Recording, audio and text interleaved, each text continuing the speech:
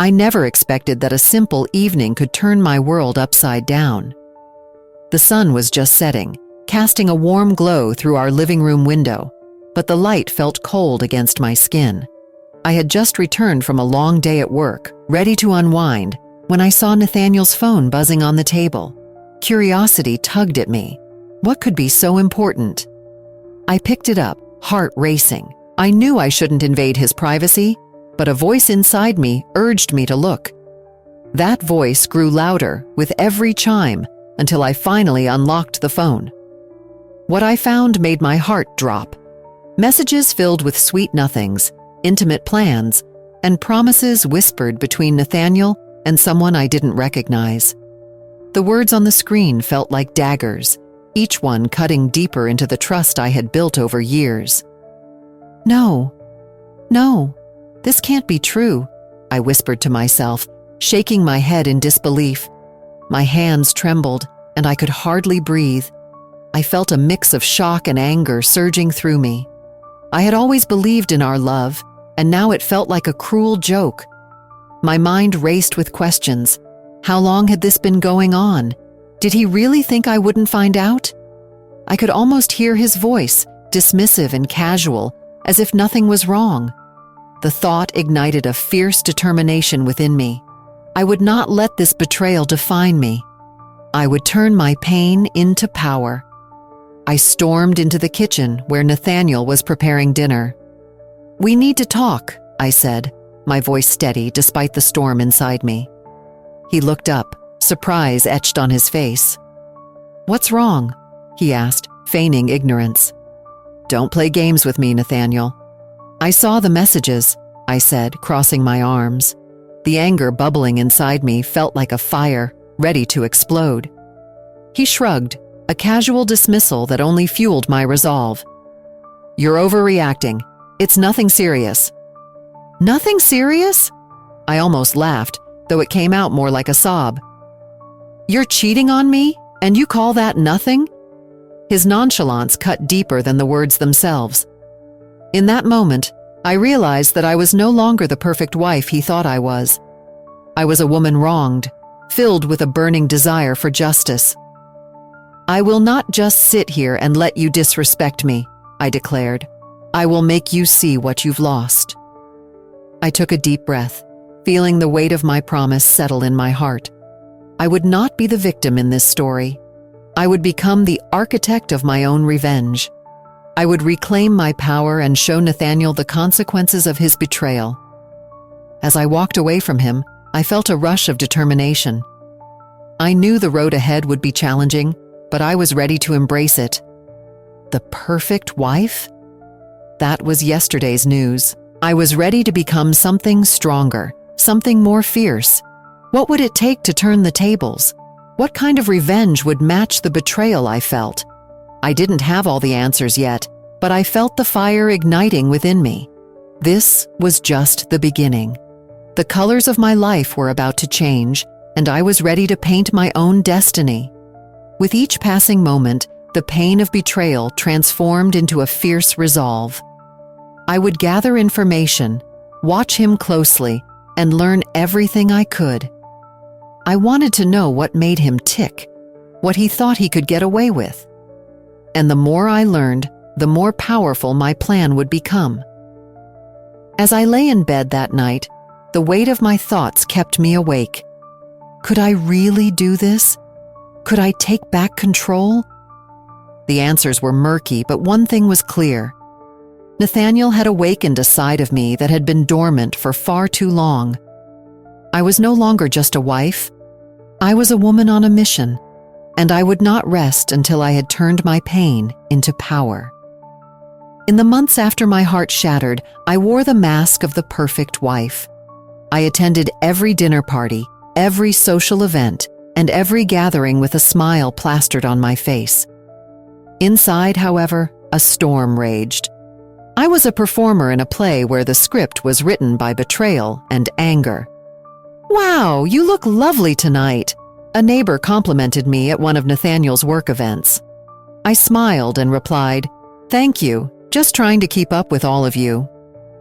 But as I laughed and chatted, I felt the weight of my secret pressing down on me. Each smile was a reminder of the pain I hid beneath the surface. As the days rolled into weeks, I focused on my plan. I started gathering information about Nathaniel's activities. I would watch him leave for work, noting the time he came back and the little things he did. I felt like a detective, piecing together clues that would eventually help me understand the full extent of his betrayal. One night, I sat at the kitchen table, scrolling through my phone. I stumbled upon an old message from Nathaniel to a friend that caught my attention. "I can't wait to surprise you this weekend," it read.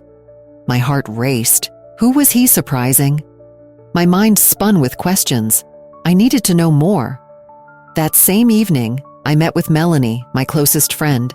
She had no idea about my secret, but I felt compelled to share a piece of my truth with her.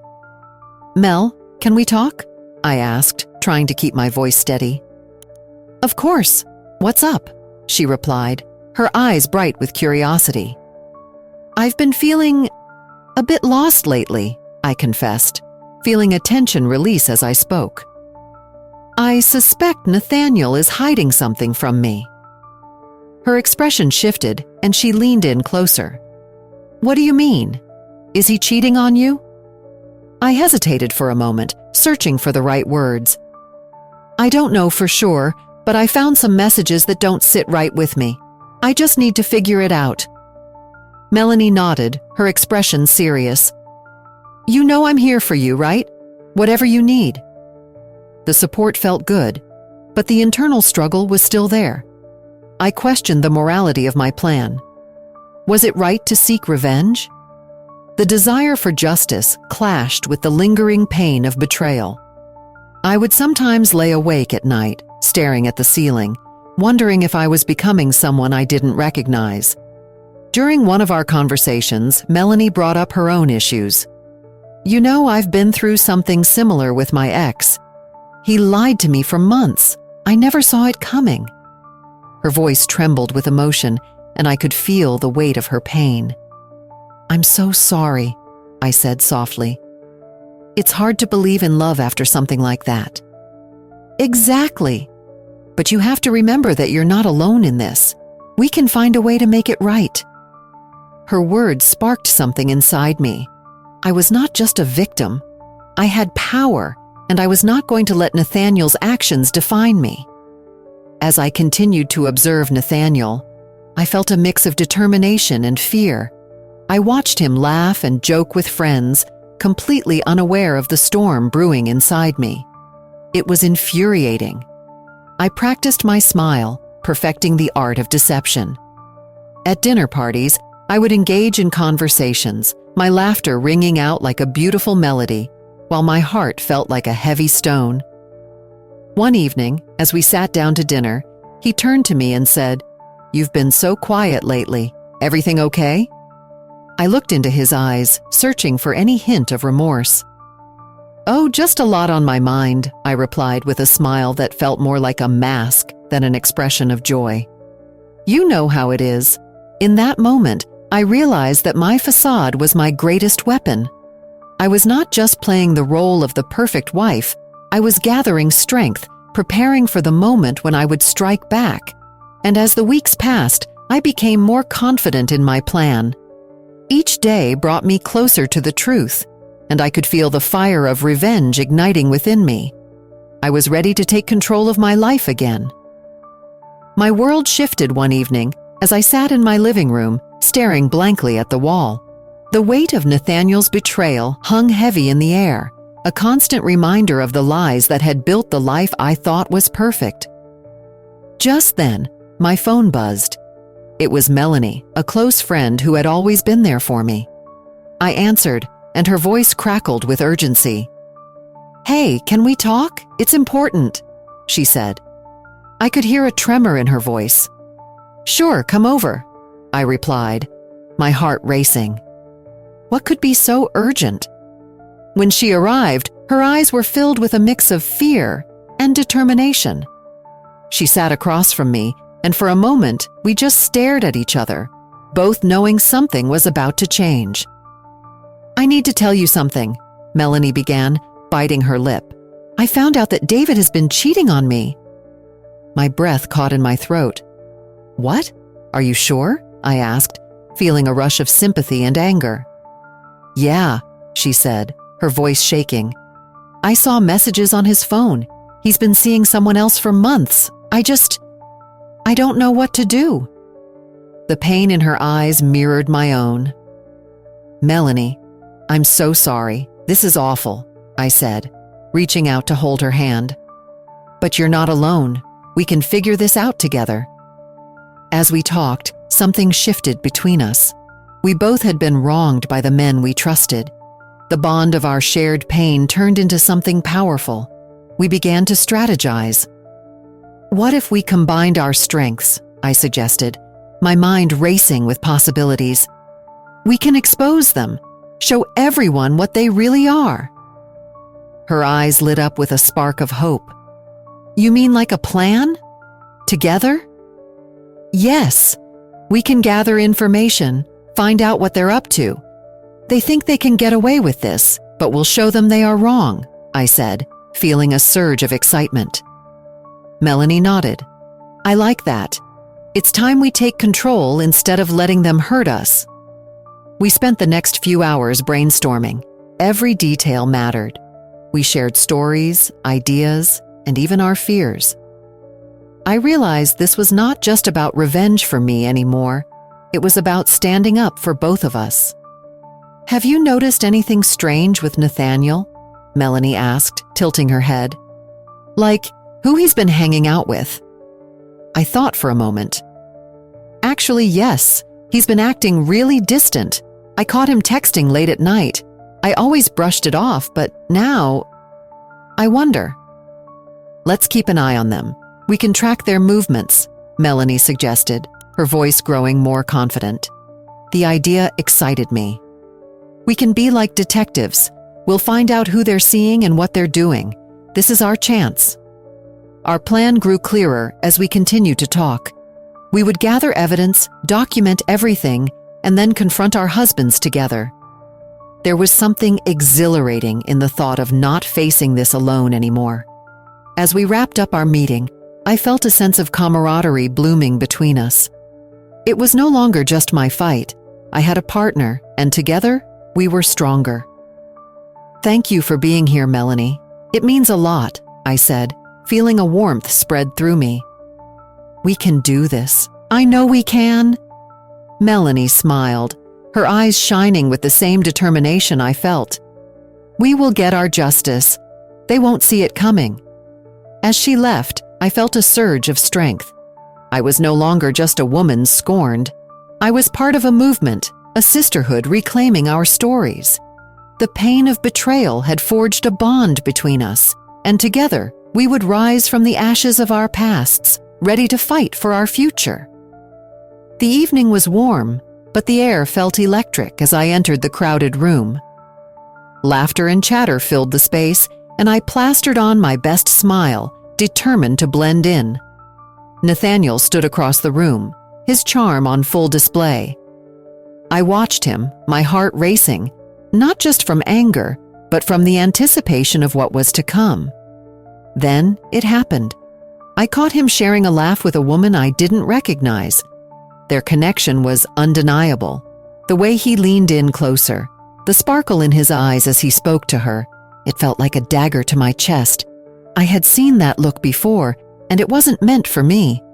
I tried to shake off the wave of nausea. "Stay calm," I whispered to myself, gripping my drink tightly. But my friend Melanie, who was beside me, noticed my distress. "Are you okay?" she asked, her voice laced with concern. I nodded, though my stomach churned. "Just a little uneasy," I admitted. She followed my gaze. "Who is that?" "I don't know," I replied, my voice barely above a whisper. "But I'm going to find out." With determination, I made my way through the crowd. I couldn't let this moment pass without uncovering the truth.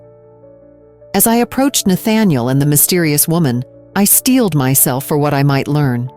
"Hey, babe," I said, forcing cheerfulness into my tone as I approached them.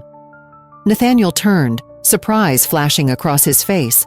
"Oh, hey, I was just introducing Carla," he said, motioning to the woman beside him. "We went to college together."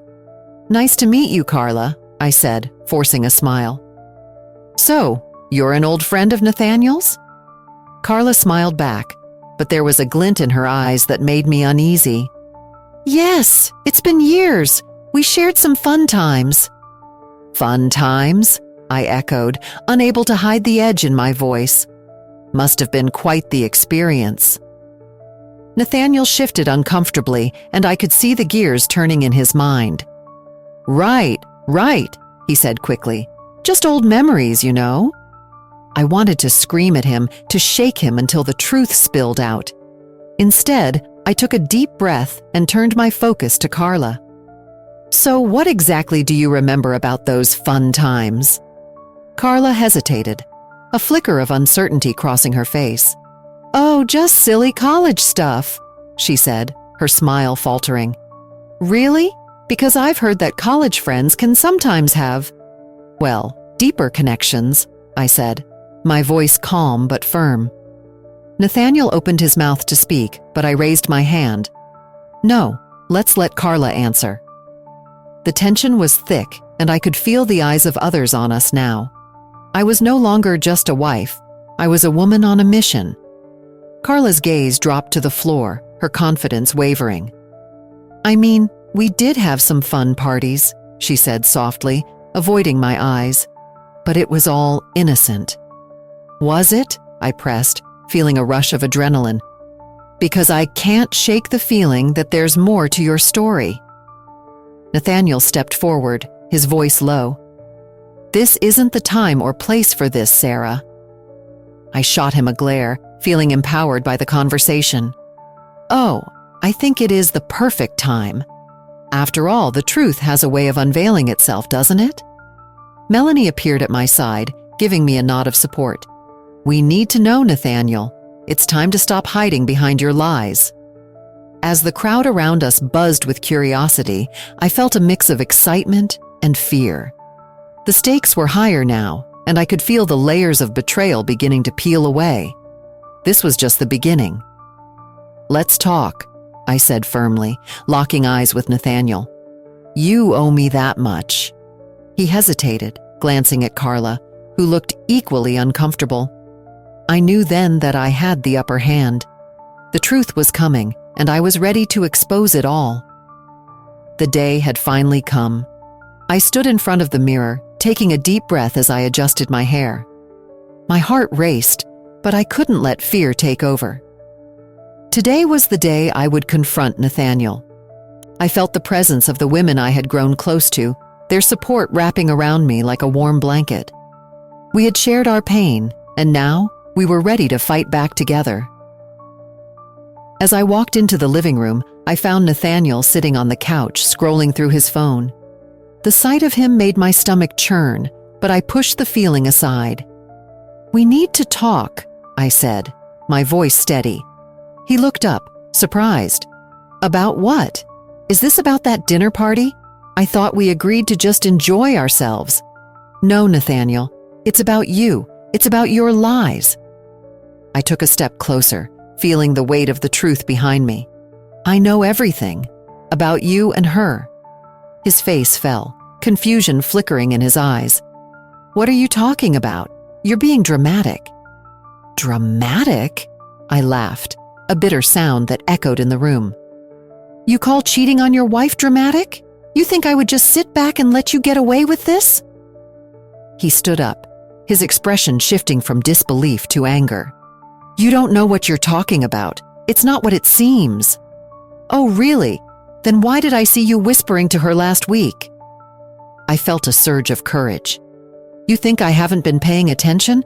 You think I'm just some naive woman who doesn't know what's going on?" He opened his mouth to speak, but I didn't let him. "You are a liar, Nathaniel, and I'm done being the perfect wife while you betray me." His face turned red and I saw the cracks in his mask. "You think you're so clever, don't you? You think you can just come in here and accuse me like that?" "I'm not accusing you. I'm stating facts." I crossed my arms, feeling a sense of power wash over me. Your lies have caught up with you, and I won't let you drag me down with you. Just then, Melanie and the other women entered the room, their presence filling the space with strength. I felt a wave of gratitude for their support. We're here for her, Nathaniel, Melanie said firmly.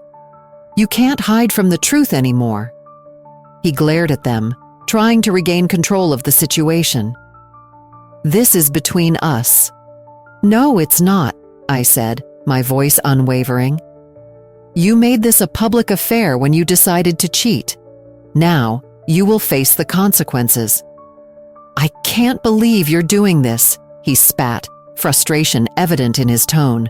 You're ruining everything we built together. Everything we built? I echoed, disbelief washing over me. You mean everything you built on lies? I refuse to be part of your twisted version of love any longer. The room fell silent for a moment, tension hanging in the air. I could see the realization dawning on him, the weight of his actions crashing down like a tidal wave. Is this really how you want this to end?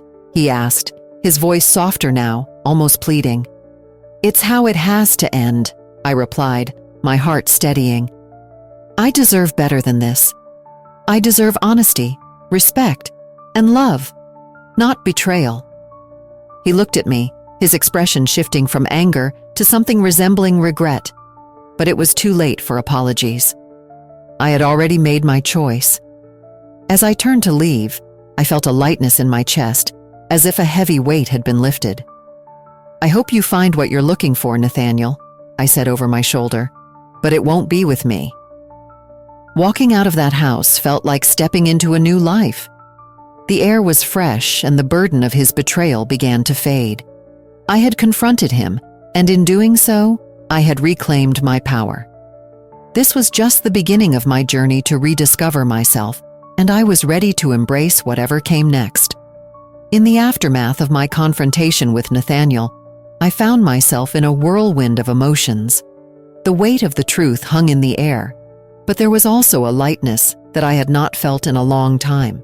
I was free. I had finally broken the chains of my past, and now it was time to embrace my new beginning.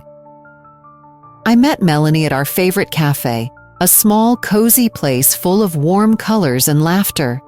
As I walked in, I spotted her sitting at a table by the window, her face glowing with excitement. There you are, she exclaimed, waving me over. I've been waiting to hear all about your big confrontation. I sat down, my heart racing a little at the memory of that day. It was intense, I admitted. I felt powerful, but also terrified. I had no idea how Nathaniel would react. Seeing his disbelief was, well, it was satisfying. Melanie leaned in, her eyes sparkling. You took back your power, and that's what matters. We all need to hear stories like yours. It gives us hope. Her words warmed my heart. We had found strength in each other, and our bond had only grown since that first conversation about betrayal. You know, I said, looking around the cafe, I used to come here with Nathaniel. It feels different now, like I'm seeing it through new eyes. Exactly, she replied. It's like we're painting over the old memories with bright new colors. We can create something beautiful from our pain. We both smiled at the thought. That was the spirit I wanted to embrace, hope and resilience instead of revenge. I began to realize that healing was not just about moving on. It was about redefining who I was and what I wanted from life.